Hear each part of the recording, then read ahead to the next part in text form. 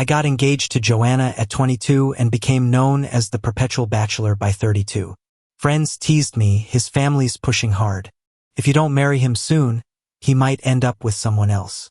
She laughed it off. I just don't want to be tied down yet. Let's wait a little longer. But later, she boldly moved a fresh-faced guy into our place, calling him her little boyfriend every chance she got. When she talked about him, her tone was full of affection. Simon, you have no idea how neat he is. I wanted to marry him the moment I laid eyes on him. As a downpour hit, Joanna was on me in the back seat, biting my throat. Even after 10 years with her wild antics, I never got used to her ruthlessness in some areas. When I finally lost my grip on reason, I couldn't help but bite her collarbone. She stopped suddenly, smiling as she pinched my chin, forcing my mouth open. Don't leave marks on me. I froze, but soon her eyes were clouded with desire again, pulling me into a night of craziness. When I woke, I was in the cramped, messy car, aching all over from all the biting and pinching in the heat of the moment. Joanna sat in the driver's seat. A few cigarette butts now filled the ashtray on the center console. She wore my shirt and held a half-smoked cigarette in the fingers that had recently danced all over me. When she saw me awake, she tossed my rumpled clothes at my face, teasing. You've been such a stick in the mud your whole life. Even your style is plain. I've heard that from her a million times. Bitterly, I shifted the blanket and, despite the discomfort, started dressing in what she deemed boring clothes. Her eyes followed me, like she was sizing up a possession, with a look that was both invasive and unpleasant. Simon, has anyone ever told you that you're really boring? I said nothing, turning to search for my underwear in the corner. She leaned closer. How many years have we known each other? 12? No, 18 years. Since I first met you, you've had the perfect mask of a rich kid's kept man. Simon, aren't you tired of it? With smoke swirling around, we were almost lip to lip. She added, Simon, no one in this circle wants to marry someone rigid and dull for life. The pants in my hands tore with a rip, finally giving up the ghost. The air was silent. I dropped the torn fabric, sighed, and after a long while, I looked at her. So what do you like? I can learn. Before I finished speaking, an urgent phone ring interrupted. The warmth disappeared. Joanna nearly jumped out, hurrying outside with conspicuous kiss marks on her neck to answer. The door closed quickly, but I still caught a soft, sweet phrase. What's up, darling? It froze me on the spot. I knew Joanna liked playing around and couldn't settle down. Since we got engaged, there's always been men around her, both in the open and hidden, but she never brought them in front of me. She wanted me to pretend not to see, and I could go along with it. But that darling hit a nerve. The delayed pain spread from my body to my heart, and after a pause, I opened my shopping app. By the time Joanna returned, I showed her a picked-out item. How about this? Joanna didn't even glance at it. She quickly picked up some dirty clothes and tossed them on me. Get dressed and get out of the car. I gotta pick someone up. Picking up a friend? I asked while looking down, hiding my emotions. I tried probing. I overheard. Is your friend staying at your place? I can help move stuff. The cigarette between her lips quivered. She smiled, eyeing me up. My little boyfriend's moving in. What's the point of you showing up with hickeys?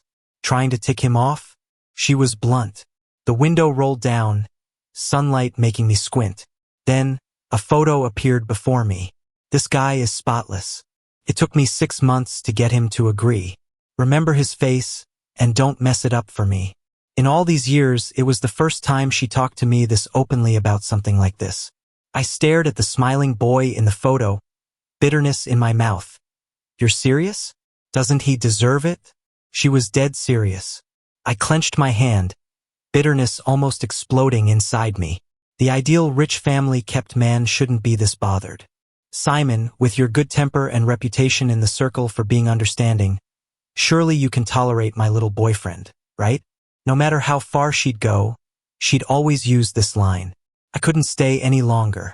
Before leaving, she called out to me again. I've had your stuff sent to the apartment on the west side. I don't want my boyfriend knowing about us. so keep your mouth shut around him. And this, she tossed the charm I'd given her, like tossing away something insignificant. I had gotten it for her after her car accident, hung for 6 years in her car, and now, she couldn't wait to clear everything up between us. It seemed she finally found someone who truly captivated her. I suppressed the emotions stirring within and walked away. In the half hour after splitting up, she just kept sending me a stream of strangers' Instagram profiles. I waited until she finished sending them before asking, "What's the deal?" Her call came in, carrying a lazy, booze-soaked tone that even a phone couldn't mask. "Simon, you're getting old. What's the point of hanging on to me like this? Your mom wants a daughter-in-law from a good family. These are second-gen rich kids in the city just as good as me, if not better. For my boyfriend's peace and your mom's ease, pick one." Seems like Joanna really feared I'd disrupt things with her new boy. But she wasn't always like this. When we got engaged, she held my hand among sunshine and flowers, slyly promising that when she could support herself without relying on her family, she'd marry me in her favorite wedding dress. She swore not to keep me waiting long, and not to let me regret waiting to marry her. She'd hold on to me after waking from bad dreams, assuring me she'd never leave. How did we end up like this now? Me and Joanna, how did we get here? A raindrop fell on my face, and suddenly, everything felt pointless.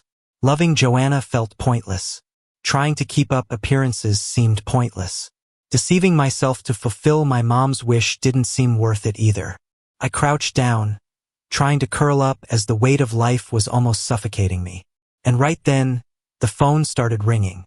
I didn't want to answer, but it was my mom calling. I had no choice. I cleared my throat, trying to sound normal, but before I could speak, my mom's furious voice hit me. "What happened with Joanna's Twitter? Did you make her mad again? Why can't you just let it go with her like a grown man?" I uneasily opened Twitter. The first post was from Joanna, all in her unique style. 6 months and 9 days finally to hold your hand. Here's to forever. It was a childish caption paired with a cozy photo of her and another guy. I was frozen. My fingers went cold. My mom's anger cut through the rain, deep into my ears. "I've told you countless times. Ever since your dad passed, our family lost its status. With this arranged engagement with Joanna, you need to hold on to her, marry her to save the company. Can't you understand? Why argue with her? You can't turn back to the elite circle without her. Without a support system, how do you expect to keep the company running? Do you want your dad's life's work to be ruined? Do you want him to never rest in peace?" Once again, there was no asking about why or right or wrong, no concern for how I felt. It seemed my existence was just to keep the company afloat. My rain-soaked clothes felt suffocating, but I couldn't hold on. My mom yelled relentlessly on the phone for half an hour. When the call ended, the rain and my heart both seemed to stop. I dragged my exhausted body home. My phone vibrated in my pocket. Joanna and I had many mutual friends. Their first reactions were to advise me, "Did you guys fight again? Come on, just apologize like before. Say some nice things to soothe her. She's just too spoiled, acting like a child. Why argue with her? You need her for the company. Who will you marry without her?" Nobody cared if I was okay. This harsh world had bound me and Joanna together with prickly vines. No one ever asked if I wanted it or not. To the world, it didn't matter what Joanna did. I had to endlessly indulge her, love her, be with her. When my fever hit 103.5 degrees, I couldn't hold on anymore. I ditched the phone and collapsed onto the couch. In a haze, I dreamed. In the dream, there was the Joanna who truly loved me, parents who shielded me from any injustice, and a particularly bright sun. But just like fireworks, the beauty vanished quickly. Before I could take it in, I was yanked out of the dream. Your wife's ready to run off, and you're here sleeping. The sunlight faded, warmth disappeared. The gentle mom from my dream was replaced with a harsh face in front of me. Took me a while to regain my senses. "Rose, why are you here? Why am I here? Get up. You're not even worried about your own woman. I found out Joanna's attending a gala tonight. This is your chance, apologize, make it up to her. We can't afford to lose her." My relentless fever had my body aching all over. When my mom tugged me to change my clothes, she finally noticed something was off. "Why are you burning up like that? You're old enough to take care of yourself. Seeing you like this makes me worry." She pressed her hand against my forehead. For a brief moment, I thought I was back in childhood. Before my dad passed, when Rose's love for me was purest. The fever blurred my eyes. I longed to hug Rose's waist like before and tell her I was tired. But next moment, a cold bracelet clasped my wrist. "If you can hold on, do it. Our situation isn't as it was before. It's not that I don't care about you. I just have no choice. After this gets resolved, I'll make you your favorite pork trotter soup." She lowered her head, attaching intricate ornaments to me. Even applied makeup to make me look better. I felt like a gift ready to be presented, wrapped in invisible ribbons. Once the last tie was in place, my slow-beating heart turned completely silent. I was pressed down, sinking into a lightless abyss. I didn't struggle or cry out. I became a puppet in her hands, taken to the gala promptly at 7:30 p.m. Familiar elite faces surrounded me, their gazes curious, mocking, or scornful. My mom, oblivious, kept reminding me of her expectations. "It's not the time for antics. I don't know what happened between you and Joanna, but she likes you. I can see it. So not just for our family, but for your happiness, you have to make it right. Use any method to get her forgiveness and marry you." I hung my head, my fingers digging into my palms when a shoulder slammed into me. Barely maintaining balance, I apologized instinctively. Then came a derisive snort. "You've got some nerve. Joanna's here with her official boyfriend. She clearly wants nothing to do with you, yet you're sticking around. Aren't you ashamed?" His voice was unmistakable. Victor, who chased Joanna 7 years ago. Back then, Joanna was a real little tyrant, even harsher than now. The only difference was, she only had eyes for me, never harsher to me. To make me feel secure, she could cut ties with any guys around her. Any man who tried to get close, especially those with intentions, she'd never hesitate to put them in their place. Victor was one of those guys she humiliated back then. But times have changed. Joanna, who once tightly held my hand and proudly declared her love in public, doesn't remember how she loved me back then. Being sick has drained me, and I didn't want to make a scene. No matter how much Victor taunted me, I ignored him and tried to walk away with Rose. But she shrugged me off. What real boyfriend? Back then, Joanna swore she wouldn't marry anyone but our Simon. "If you keep stirring up trouble and telling lies, I'll tear you a new one." Victor laughed. "Rose, just turn around and see for yourself if I'm lying. They're lovey-dovey with her real boyfriend. How can I spread rumors?"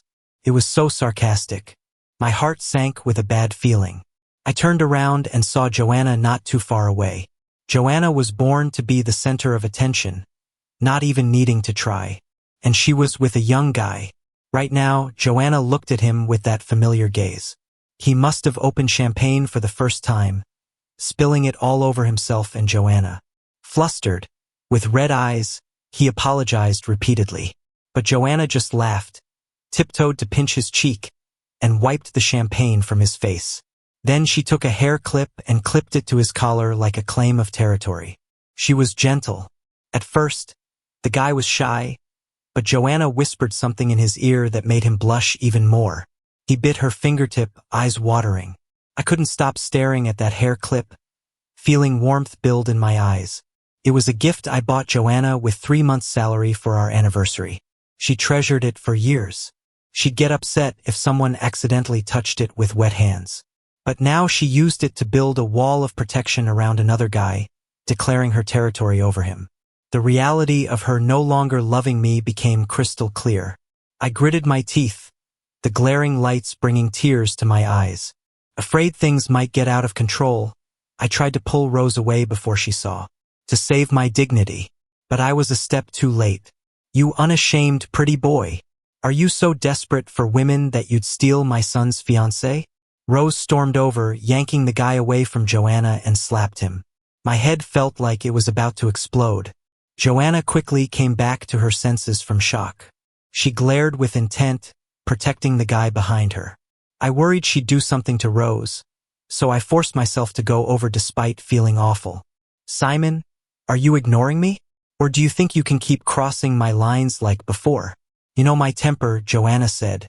I knew every little sign of her anger after 10 years together. This time she was truly mad. But why should the betrayer question me? I held my breath, trying not to let my emotions show. My mom shouldn't have hit him, but you're wrong. My mother did nothing wrong. That guy behind you deserves his reputation.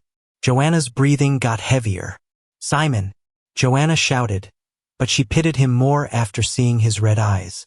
Rose exploded. Why are you shouting?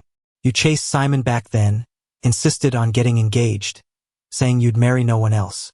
Now you want to deny it? Rose's words were harsh and caught me off guard. In the spotlight, my courage to face Joanna vanished. I lowered my head and desperately tried pulling Rose away. Let's go, Rose exclaimed. You might not care, but we have our pride, she spat.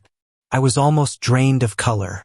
Mom, please, let me breathe, I begged, trying to endure the intensity of everyone's eyes. Felt like being publicly humiliated. I managed to drag Rose outside, ignoring her screaming. Once outside, she slapped me. Useless. You can't even hold onto your woman. What's the point of you then? You better get Joanna back, or don't call me your mom or come home. Everything went black. Her harsh words echoed. Stunned, I felt defeated. Sometime later, Joanna called. The ringtone was piercing. I stared at her name on the screen for a while before answering. Through the phone, her voice was filled with disdain. Your losing face, aligning with my family. Your mom hitting my boyfriend isn't forgotten.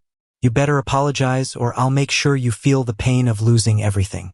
Oh, and just in case you're still holding on to some unrealistic fantasy about me, I'm gonna hold a press conference to announce that our engagement is off. This time, don't cause me any trouble. Really, just like that? You like it? I stared numbly at the blurred moon in the sky, my head heavy as if it was about to crash. In the last second before I lost consciousness, a shadow fell over me.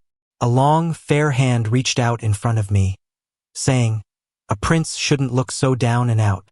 If this princess doesn't fit, maybe you should consider finding another? I slept deeply that night.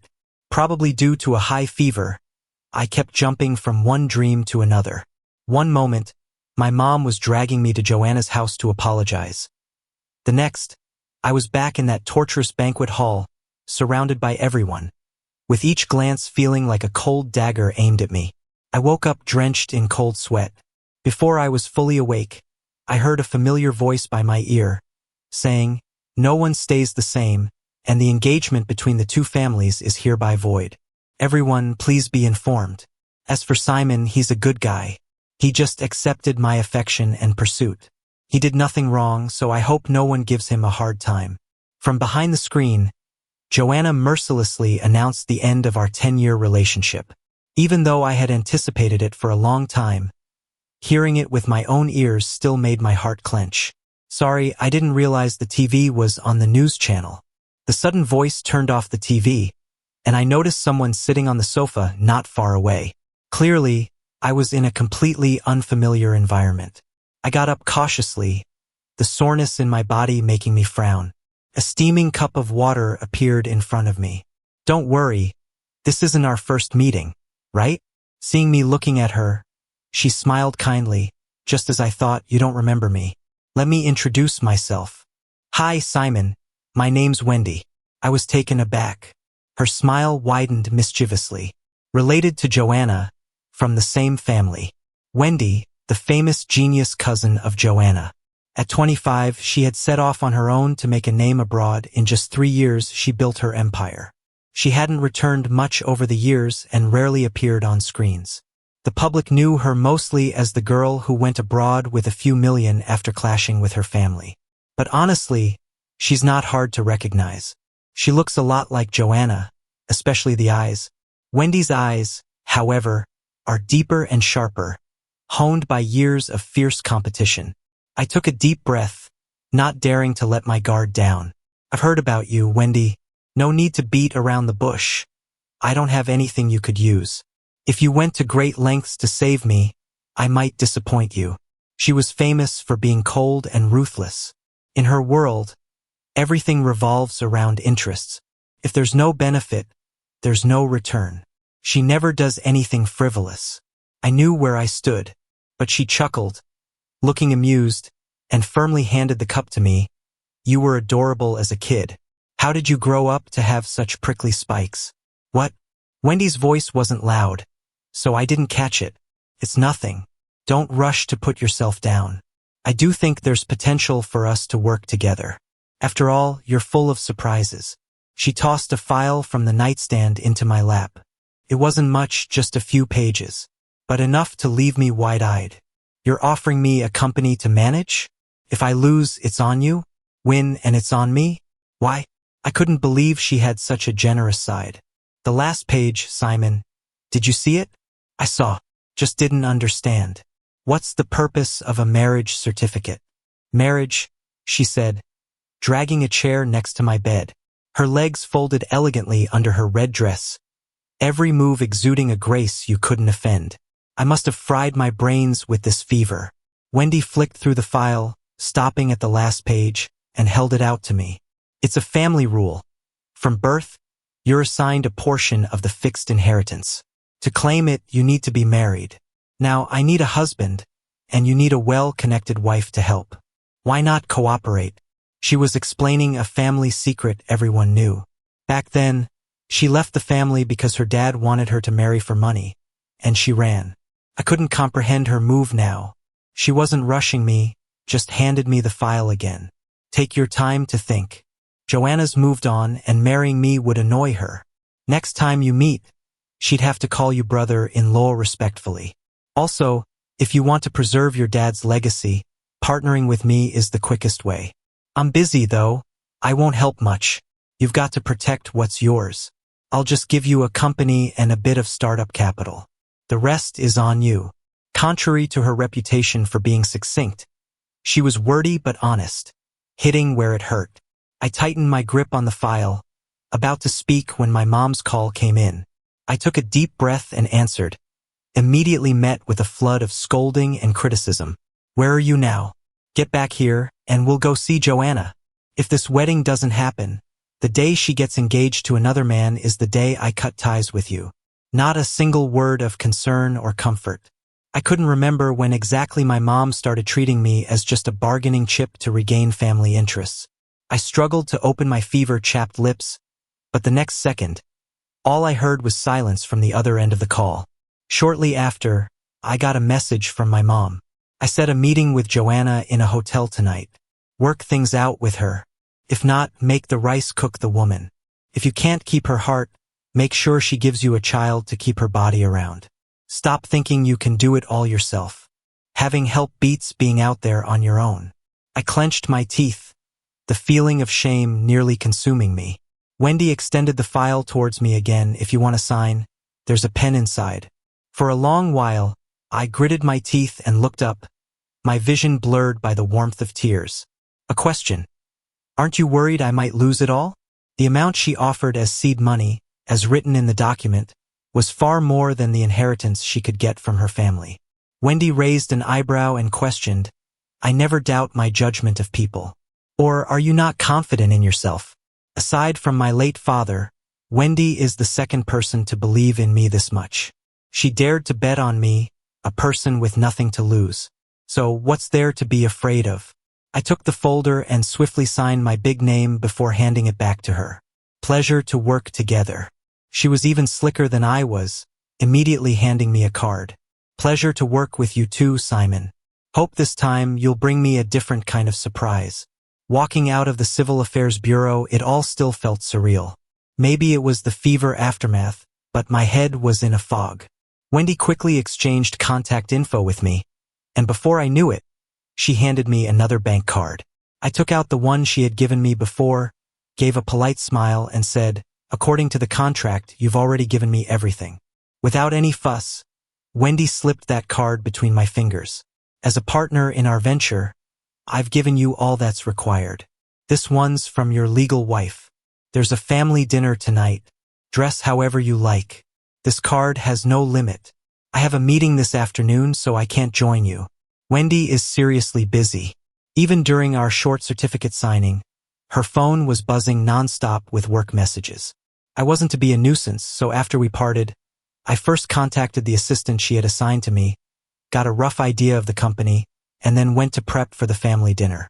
I was prepared to possibly meet Joanna at the dinner, but I didn't think it had happened so soon. In a luxury store, Joanna sat grandly in a designer dress on the white plush sofa. As she waited, she frequently frowned at her phone, like she was expecting someone's message. Having been through so much, I no longer fool myself into believing she still holds a place for me in her heart. I have no desire for further entanglement. We parted on a poor note, and if we have to coexist as family, meetups are inevitable. I planned to wait by the entrance until she left, but Joanna showed no intention of leaving. Felix, trying on clothes in the fitting room, went through 6 outfits, yet Joanna displayed no satisfaction. Worried about time, I took a deep breath and stepped in. Caught by surprise, Joanna's eyes widened the moment she saw me. She swiftly set aside her phone she'd been checking repeatedly and with a smirk, raised her brow my way. "What? Realized your mistake and are here to apologize to my boyfriend?" Her expression was heated. Even while holding on to Felix tightly, the way she eyed me was intense enough to burn through. Honestly, I hated Joanna's gaze.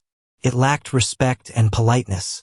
Ever since my mom started pushing me to depend on her, she never saw us as equals again. The bank card pressing into my hand hurt. Reaching deep within, I pulled out the unwanted sorrow welling up inside. Raising my head, my eyes were flat and calm. "You only apologize if you do something wrong, Joanna. In this case, the apology should come from that morally questionable fiancé next to you. As for why I'm here, considering our current status, I owe you no explanation." I glanced at the sales attendant. Understanding, the attendant approached. "Mr. Simon, the clothes you requested are ready for viewing."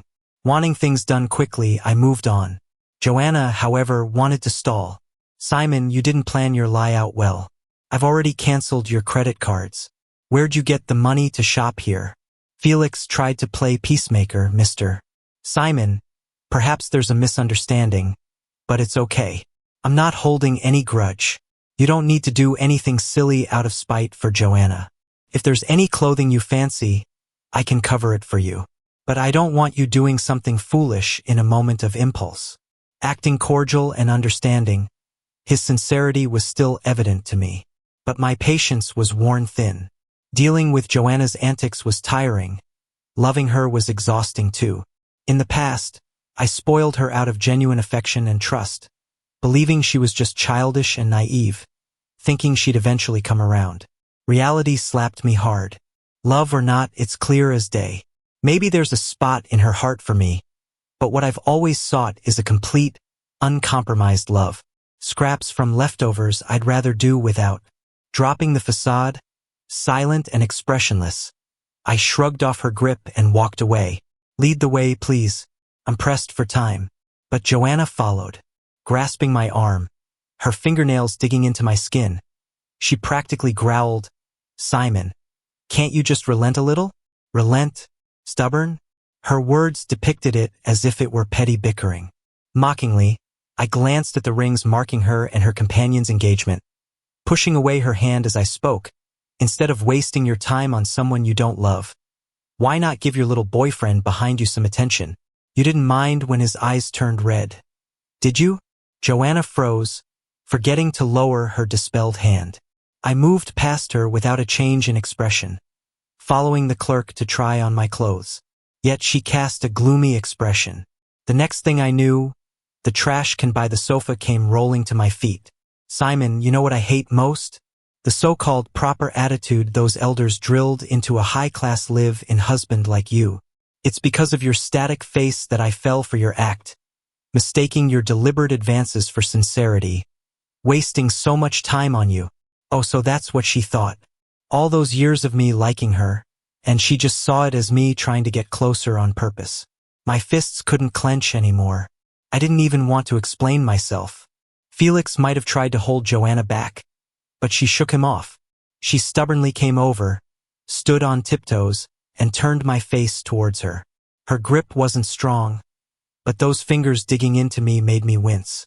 Before I could react, someone else dashed over and harshly slapped Joanna. That familiar scent hit me. I looked up and saw Wendy with a stern face. Joanna, did all your manners and upbringing go to waste? Who gave you the courage to lay a hand on your brother-in-law? Sister? Brother-in-law? Joanna clutched her reddened cheek. Her confused gaze flitted from Wendy to me, and then she suddenly laughed. You must be mistaken, having just returned. Simon's my fiancé. How can he be yours? Be precise. I corrected her. He's your ex-fiancé. And dumped by you, remember? Joanna stopped laughing. That joke isn't funny at all. You think I'm joking around with you? When Wendy wasn't smiling, her calm eyes carried an intimidating authority. She fished out a fresh marriage certificate from her bag and slapped it open in Joanna's face. Left manners behind, but can you read? At least recognize faces, right? No, it can't be. Joanna inspected it closely, as if trying to pierce a hole through the marriage certificate with her gaze. But when Wendy finally withdrew it, Joanna suddenly lost it. She pushed Wendy aside, eyes red, rushing towards me. Simon, how could you marry my cousin? How could you? Why shouldn't I? If she could cheat on me while we were together, why can't I be with someone else now that we're nothing? But Joanna was so self-centered that she didn't even allow me to move on after leaving her. Felix tried to pull her away, but was pushed aside. Her obsession made it seem like I'd done something unforgivably wrong. Wendy didn't let her get close to me. Just before Joanna reached me, Wendy sidestepped and made her stumble, spraining her ankle as she fell to the ground, unable to get up. Felix was freaked out and rushed to help her, but Joanna didn't even glance at him. Simon, after all these years, did you never have even a tiny bit of affection for me? Couldn't you see how much I cared for you? You didn't even get jealous when I was with Felix. What am I to you? She stubbornly wanted an answer from me. Wendy stepped in to block my view. Don't worry about her. She's poorly disciplined. Her dad will take her home later for a lesson. Go change your clothes. Why can't he come here? Joanna was too furious to think straight. Wendy's face visibly changed. She started to pull out her phone to call someone. Joanna didn't care at all. She pulled out a ring from her bag like she had given up, eyes bloodshot as she looked at me. Simon, am I just a joke to you? I've been nothing but good to you. I gave you my whole heart. And now, without me, you can turn right into my cousin's arms. Am I just a pawn to secure the company? Does sleeping with someone hinge only on money for you? I rarely acted on impulse. Back then, being with Joanna despite everything was one impulse. That slap was the second one. The room went silent for a split second. It was so quiet I could hear the voice on Wendy's phone. Wendy, is Joanna causing trouble again? That stubborn girl. Keep an eye on her for me. If she messes up again, she's going to lose every man. I looked back, and Wendy suddenly laughed. Sure thing, we'll keep a good eye on her, me and her brother-in-law. That meal never happened, because Joanna ended up in the hospital after being beaten by Wendy. By hand. It was my first time seeing a fight up close. Or more accurately, Wendy taking Joanna down one-sidedly. The reason? Disrespecting elders. The store's entrance was being watched, and Felix was so scared he collapsed on the ground. Wendy didn't even break a sweat, and in the end, she kicked Joanna over to me. The last hit's yours. Seeing my hesitation, she smiled. Relax. No one will bother you about it. At home, when she misbehaves as her elder, you have the right to correct her. Besides, she was disrespectful to you first. Joanna was watching me, too. Her eyes were swollen, with blood streaming from her nose and mouth. Normally, this kind of injury would have her whining down the street, but now she was silent, eyes fixed stubbornly on me. What was she waiting for? For me to cradle her like before, delicately tending her wounds, crying my heart out for her? But she was the one who let me go first. I crouched beside Joanna, gently touched her face, and her eyes brightened. Simon, you still... Stop. I placed my index finger against her lips, coldly speaking as I saw fear fill her eyes. A final reminder, I'm your brother-in-law. Simon isn't a name you call me by anymore. Since that day, I haven't seen Joanna again. After leaving the store, I blocked and deleted all her contacts. I heard she stayed in the hospital for a whole month. No internal injuries, just waiting. Waiting for someone she thought might eventually come see her. I treated it as a joke. I didn't care who she hoped for or waited for. After fully taking over the company Wendy passed on to me, I was busy all the time. I couldn't even spare a single thought for her, and barely got any sleep. For a long time, I almost worked until I was numb. It was Wendy who took me abroad on the pretense of a business trip to rest for 2 weeks, and I finally caught my breath. What I didn't expect was getting tied up with Joanna again emotionally. On my birthday, my mom, whom I hadn't heard from for months, kept blowing up my phone with calls and messages like fireworks. Simon, are you really going to distance yourself from Mom like that? Not coming back for your birthday? Don't you love Mom's noodles the most? Come back and see her. She misses you. My mom, she wasn't always tough. Back when Dad was around, her temper was mild. Even when she was mad, she spoke gently. But ever since Dad left, it's like she's been possessed. She'll do anything to hold on to what Dad left behind, especially his company, which he built with half his life's effort. As her son, I should feel for her, but I can't agree with her sacrificing me for that. So, I've ignored all her messages, until I accidentally picked up a call from her. Before I could hang up, I heard her cautious voice. Simon, come back just to maybe see Dad. I had words of rejection on the tip of my tongue, but I couldn't bring myself to say them. After my last meeting, it was pitch black outside. I was going to drive back by myself, but bumped into Wendy at the door. Let's go, I'll give you a ride. I have no idea how long she'd been sitting outside my office, nor did I ask if she meant to wait for me. Lately, there's been this unspoken understanding between us. With her, it's not all about mutual benefits like typical partners. It's more comfortable. At least with Wendy, I can just be Simon in my own space. But as soon as I got home and saw Joanna's face, that feeling vanished. What are you doing here?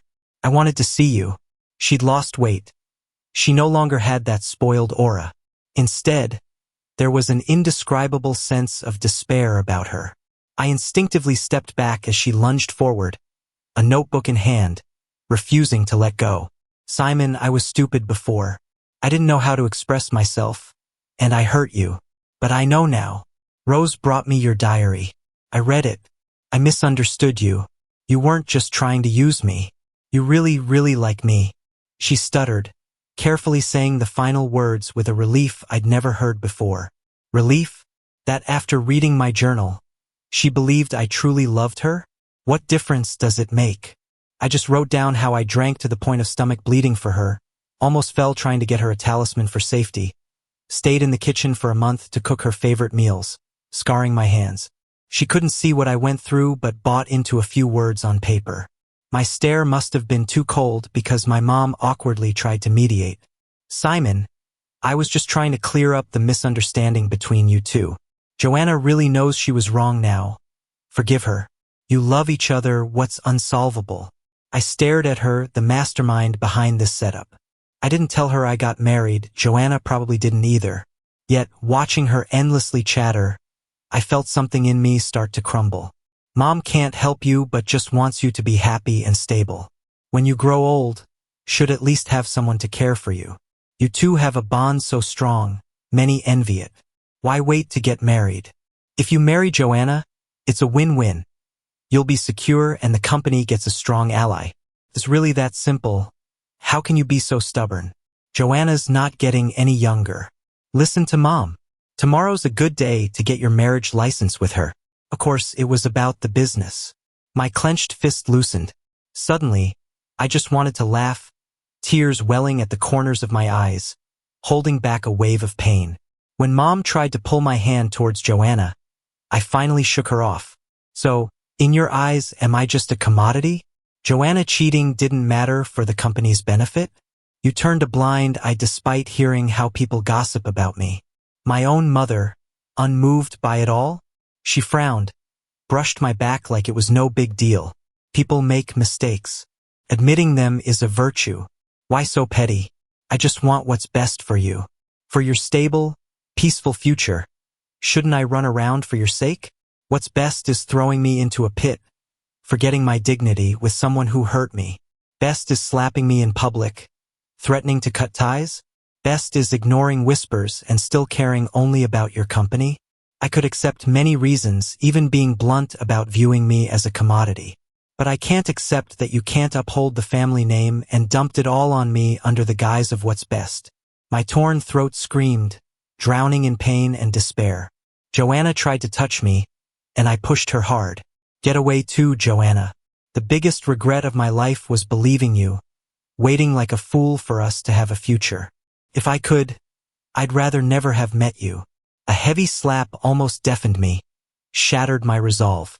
My mom wanted to scold me, but I beat her to it, tossing the gift I prepared at her feet.